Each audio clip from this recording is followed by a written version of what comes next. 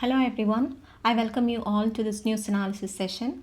These are the articles that are important from today's newspaper. Before we move on to the first article, there was a shocking incident given in the newspaper. Three minor sisters died after jumping from the balcony of their ninth floor apartment. See, the girls had been addicted to mobile phones, social media, and online content for many years. To reduce this addiction, their parents restricted phone usage and even warned them strictly. And feeling lonely, emotionally distressed, and cut off, the children took this extreme step. A note was also found apologizing to their father. So, this is not just a crime story, it is actually a social and mental health issue. First, mental health of children. India has rising cases of anxiety, depression, and digital addiction among teenagers. But access to counseling and psychological support is still very poor. Second, digital addiction. Excessive use of social media and online content can affect behavior, sleep, emotions, and decision making ability. Many children become dependent on screens for happiness. Third, parenting and communication gap. Strict punishment without emotional support can sometimes worsen the problem. Experts say guidance, counseling, and gradual regulation work better than sudden restrictions. Fourth, governance angle. This connects to school education system, child welfare services, mental health infrastructure, government initiatives like Telemana's helpline, and role of community awareness. So what is the takeaway? Technology itself is not the problem. Lack of balance, emotional neglect, and absence of mental health support are the real issues. As a society and as future administrators, we must focus on awareness, counseling, digital discipline, and compassion. That's the key message from this incident. Now we will move on to the first article for the day.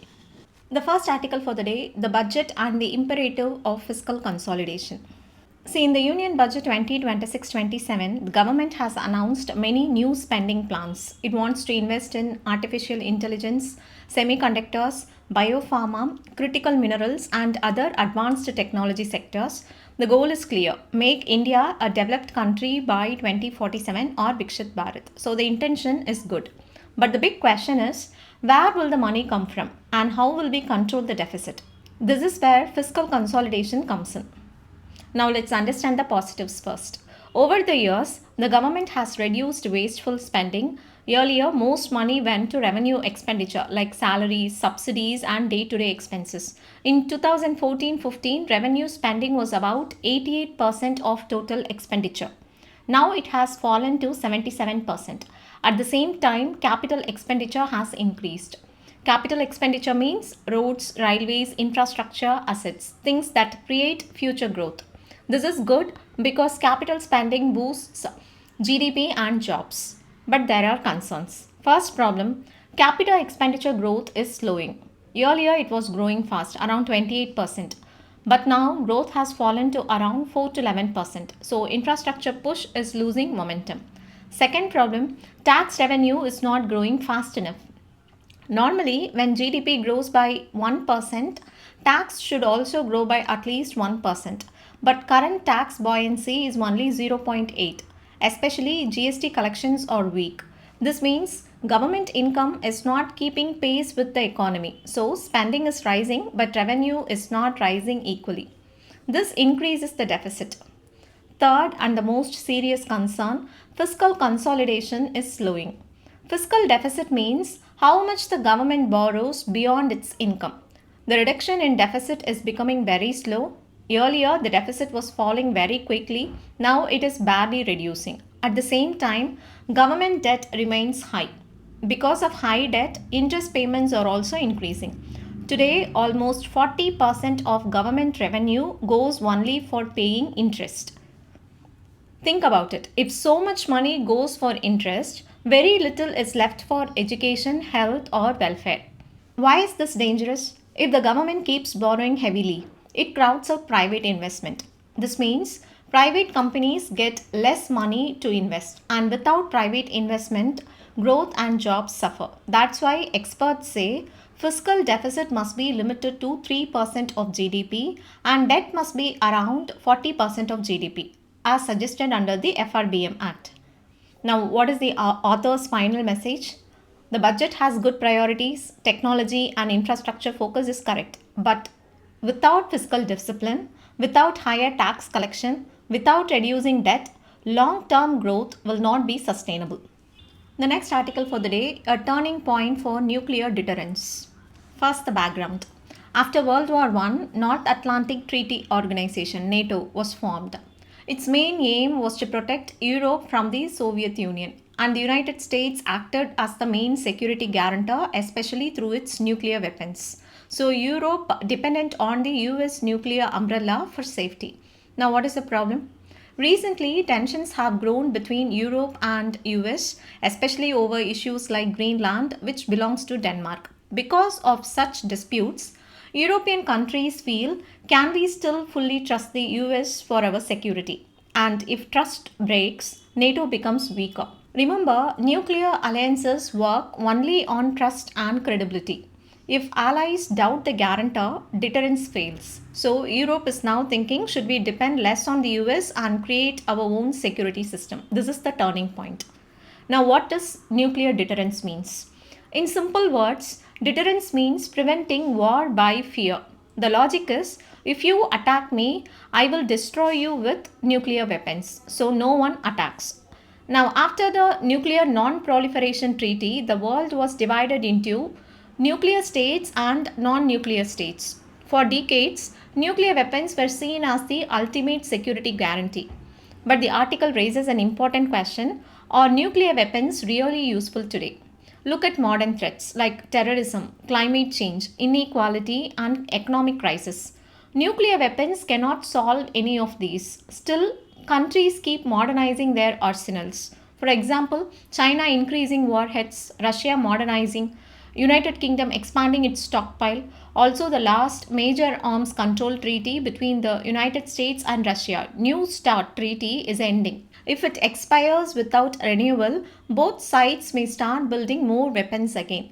This could restart a Cold War style arms race. See, this article talks about lessons from Ukraine.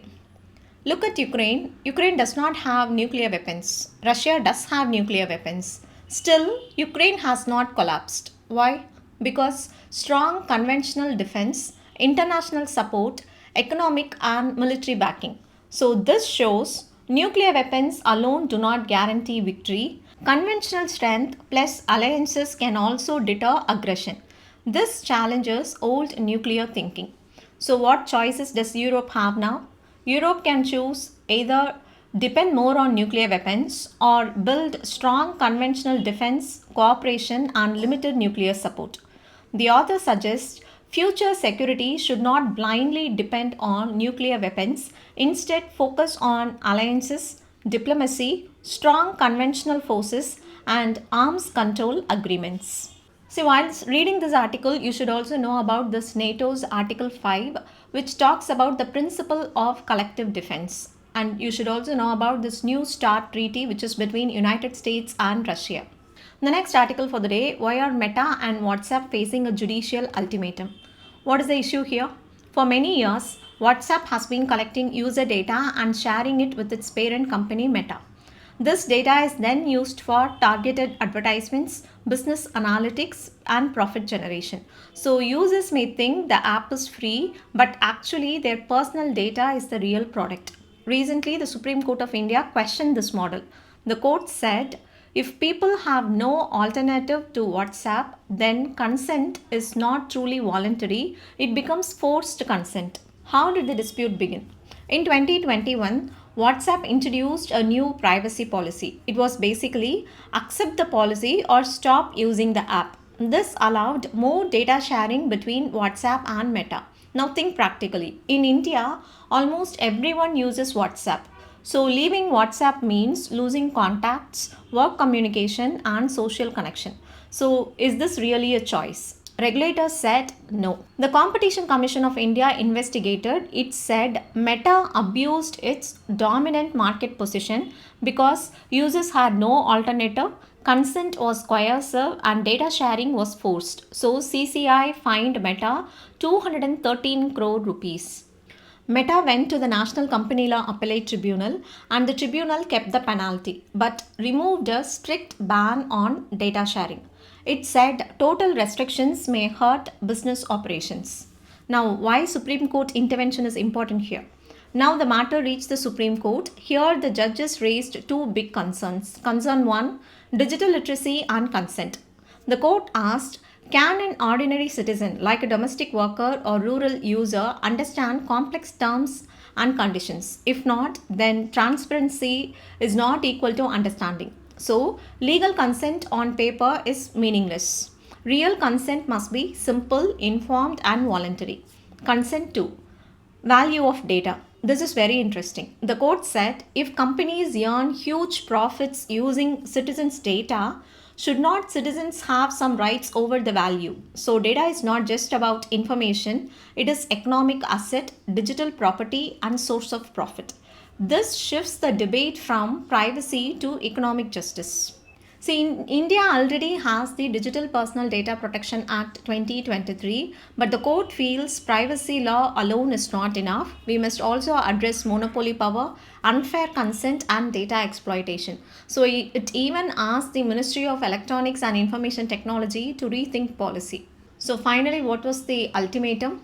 The Supreme Court warned Meta either stop sharing user data or face strict conditions and possible dismissal of the case. So, this is a strong judicial message that users are not products. Their data cannot be exploited without real choice. See the next article for the day. Jaishankar and Rubio welcome trade deal, discuss critical minerals Quad cooperation. Now, we have already discussed about the trade deal. However, the details are not yet released. So, once it comes out, we will have a detailed discussion. Now, we will talk about this critical minerals. Now, what are critical minerals and why they are important? Critical minerals include lithium, cobalt, rare earths, silicon, and semiconductors. These are essential for electric vehicles, batteries, defense equipment, AI chips, and electronics. Currently, China dominates global supply chains. This creates risk.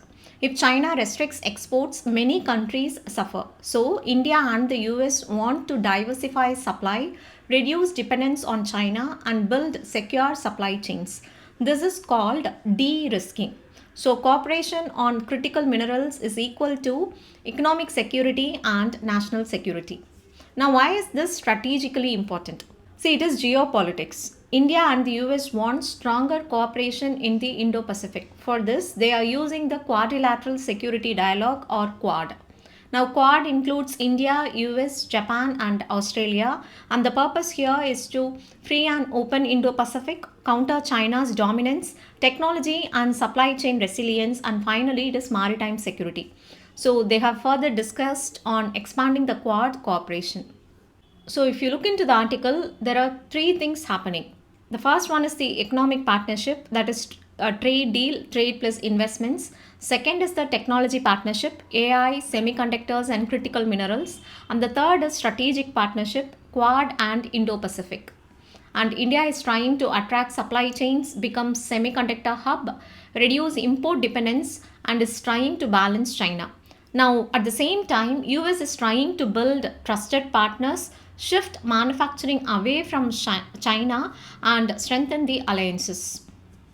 The next article for the day, denotified tribes seek constitutional recognition, separate census entry. First, who are denotified tribes? Denotified tribes are communities that were once labelled as criminal tribes during British rule under the Criminal Tribes Act 1871. This law branded entire communities as criminals by birth and put them under surveillance and restricted their movement. After independence, this law was repealed in 1952 and these groups were then called denotified tribes. But the social stigma and poverty continued. What is the current problem? Today, most of these communities are extremely poor, landless, nomadic, low literacy, and socially excluded. But they are not clearly recognized. Many are mixed into scheduled caste, scheduled tribes, and other backward classes. Because of this mixing, they cannot compete with relatively better off groups in these categories, so they remain invisible in policy. Now, what is their demand? For Census of India 2027, they want a separate column, separate code, a separate classification, and constitutional recognition through a new schedule, just like scheduled caste, tribes, and OBC. Why? Because without separate counting, they get lost in data. And if you're not counted, you don't get benefits. Now, what steps has the government taken? The Ministry of Social Justice and Empowerment has recommended including them in caste enumeration. But community leaders are worried. If there is no clear separate column, the problem will continue. Also, many states are not issuing proper DNT certificates. Because of this, even schemes like SEED, the other day we were looking into, they are underutilized. So, welfare benefits are not reaching them. See, there was a word subclassification. Now, what is subclassification issue? Even inside SC and ST groups, some are more backward than others. Recently, the Supreme Court of India allowed subclassification to ensure fair distribution. So, these leaders from DNT say recognize graded backwardness, not treat everyone equally. So, this is about equity, not just equality. So, why is this important for India?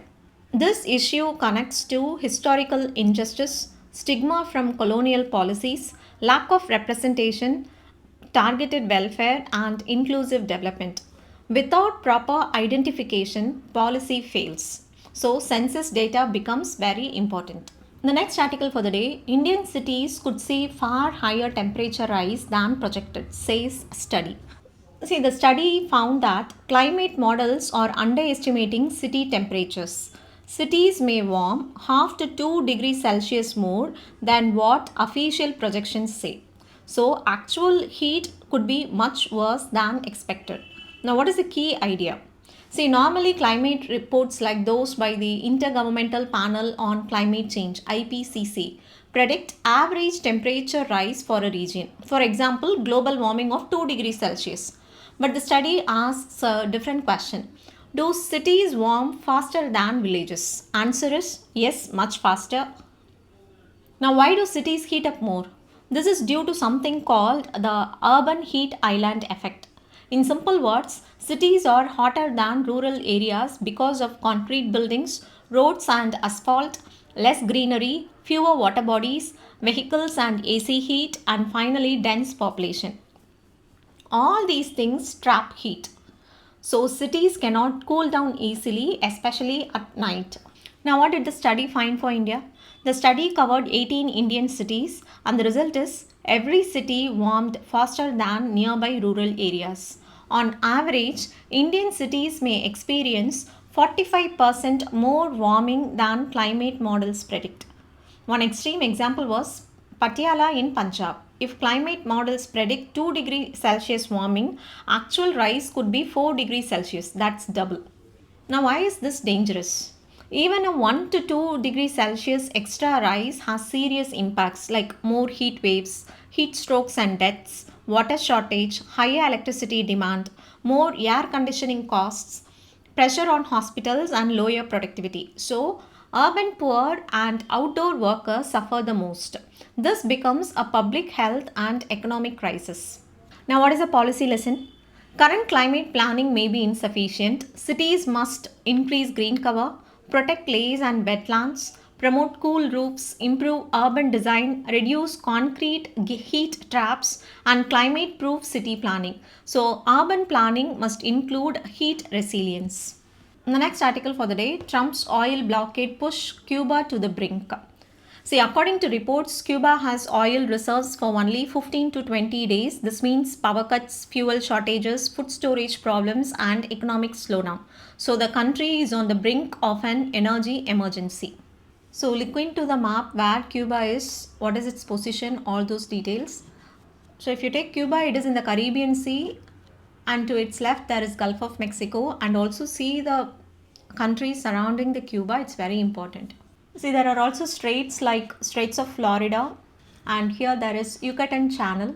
See the next article for the day, US-Iran confirmed talks. So you look into the map of Iran, see the Persian Gulf, Caspian Sea, and the surrounding countries of Iran. It is very important. See, the last article for the day is the science quiz, and it is about time zones around the world. See the first question. While most of the world's time zones are offset by 1 hour increments, some have a 30-minute offset. The Indian Standard Time is the most famous, with its time meridian passing exactly through a fort in Dash in Uttar Pradesh. See, the answer for this is Mirzapur city. The second question, there are only two places with a 45-minute offset. One is Nepal, which maintains a time zone of UTC plus 545. Name the other place, which is a territory of New Zealand that maintain its time zone for a population of just around 600 people. See, the answer for this is Chatham Islands, Chatham Islands. It is in New Zealand.